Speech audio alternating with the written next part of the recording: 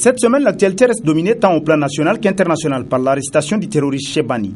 Ainsi, le quotidien privé L'Enquêteur titre à la une de sa parution du vendredi 29 novembre Chebani Ould Hamma appréhendé, les services secrets nigériens en première ligne.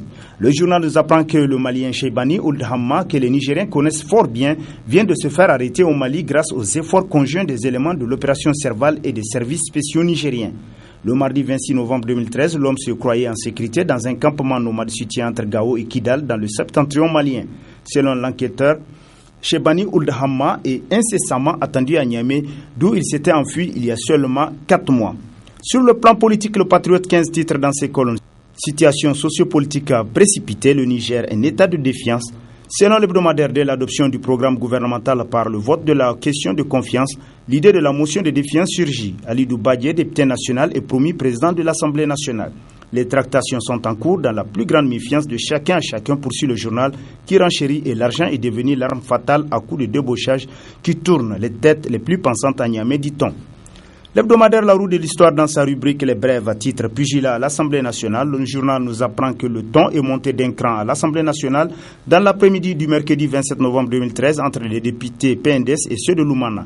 Comme on a l'habitude de le voir dans certains parlements européens et asiatiques, selon La Roue de l'Histoire, nos députés nationaux se sont livrés à des scènes de violence et d'échange de coups de poing.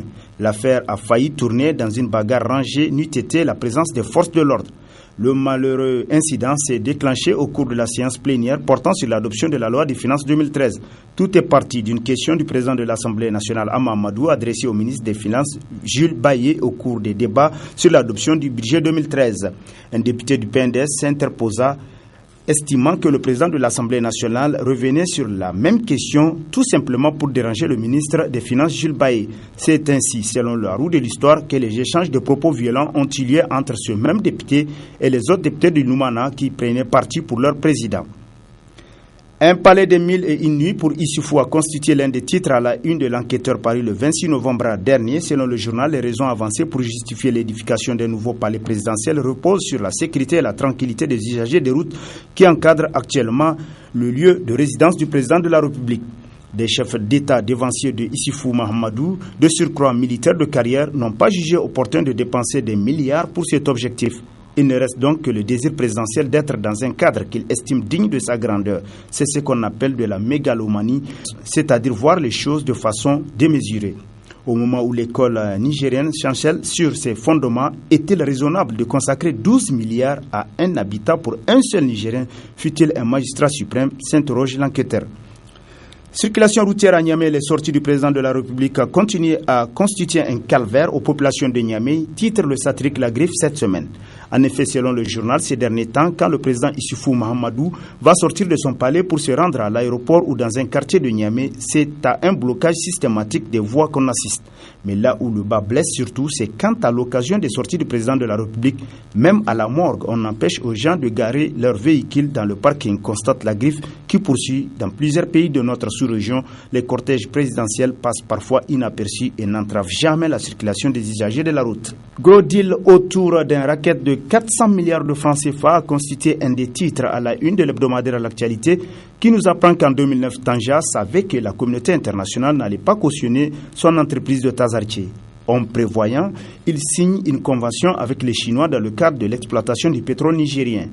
En contrepartie, le Niger reçoit 357 milliards de francs CFA auxquels il faut ajouter des ressources additionnelles internes de près de 50 milliards. Selon Tanja rapporte l'actualité, les 400 milliards ainsi mis de côté ont été dilapidés.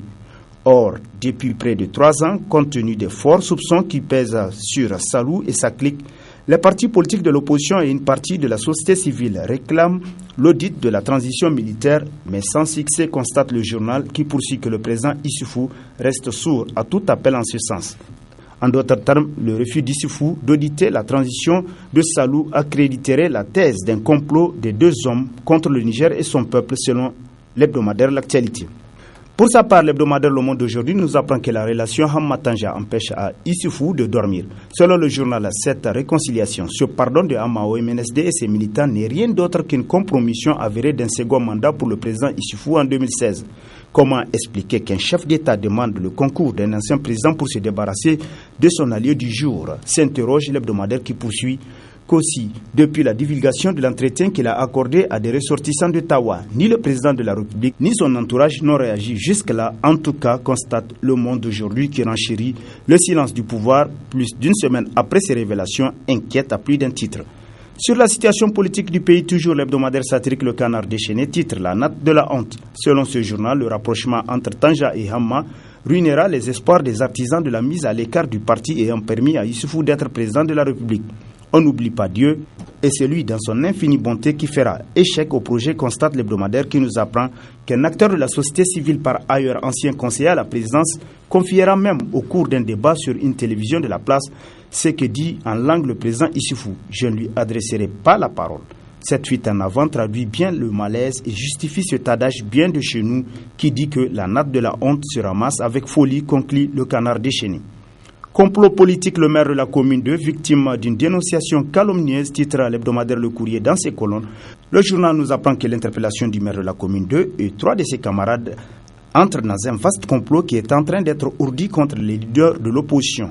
En réalité, à travers cette interpellation, selon des sources diplomatiques, le pouvoir veut déclencher une véritable chasse aux sorcières contre des militants de l'opposition qu'il pense être capable de l'empêcher à atteindre ses desseins sombres. Il est alors loisible de dire à nos princes et leurs partisans que le mensonge fleurit mais ne donne jamais de fruits, conclut Le Courrier. Inspection d'État au greffe central du tribunal de grande instance hors classe de Niamey, près de 400 millions de francs CFA, a justifié par deux anciens greffiers en chef, El Haji Boubacar Salifou et Maître Sebangou Ide Hamma, titre Le Flic. Selon le journal, suite à une enquête diligentée par les inspecteurs généraux d'État, M. Djingare Banakoy et Idrissa Alidou, au greffe central du tribunal de grande instance hors classe de Niamey, et couvrant la période 2004 à 2012, un rapport circonstancié a été établi par les 10 inspecteurs généraux d'État, lequel rapport accable les sieurs Maître El Haji Boubacar Salifou et Maître Sebangou Ide Hamma pour un certain nombre de griefs, à savoir le détournement de deniers publics, bris de scellés, trafic de drogue, blanchiment d'argent.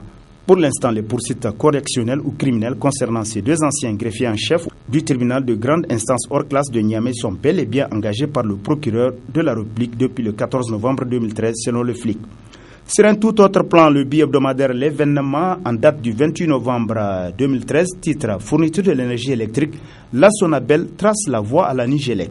Selon le journal, les consommateurs de l'énergie électrique de la Nigélec continuent de voir le noir malgré les annonces faites par cette société. La fin des délestages se poursuit. Pour ce bi-hebdomadaire, la Nigélec a le devoir de revoir sa stratégie de communication à l'image de son homologue du Burkina Faso qui a organisé la semaine dernière un atelier de formation destiné aux journalistes du pays des hommes intègres.